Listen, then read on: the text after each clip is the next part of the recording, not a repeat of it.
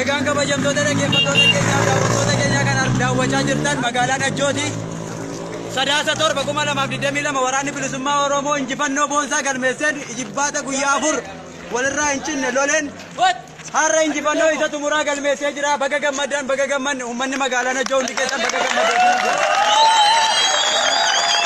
Mootummaan faashistiin mootummaan Abiyyi Ahimad humna lafoo fi humna qilleensarraatiin waan barbaade ijibbaatullee waraanni bilisummaa Oromoo kan kanaaf hin sarmine ta'uusaa kallattiin agarsiisee jira. Baga gammadaan ammayyuu baga gammanne.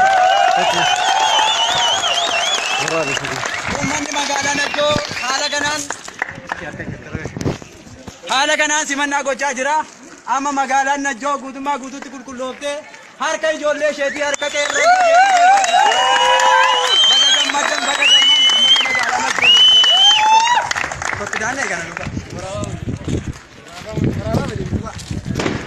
warri Oromiyaan hin jiraattu ni baddi Oromummaa ni balleessina jedhan har'a qaanii uffatanii jiru.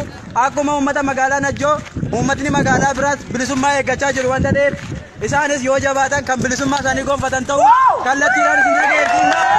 Waraanni bilisummaa Oromoo falmii isa xumuraa gochaa jira. Falmiin keenya isa xumuraatti duubatti hin deebinu. Wal argaan Finfinneetti injifannoo uummata Oromoo. Oromiyaan ni gaaflafee ilmaan isheetiin eegamtee bara baraan ni jiraatti. Ni jiraatti. Injifannoon kan uummata Oromooti.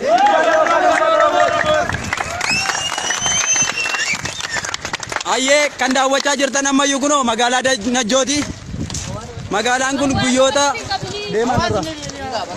guyyoota shananiif darban kana sadaasa sadii hanga hammaatti hanga guyyaa har'a sadaasa torbaatti lola wal fakkaataa walirraa hin cinne ijibbaachisaa kana keessa waan oolteef har'a injifannoo boonsaa galmeeffattee jirti.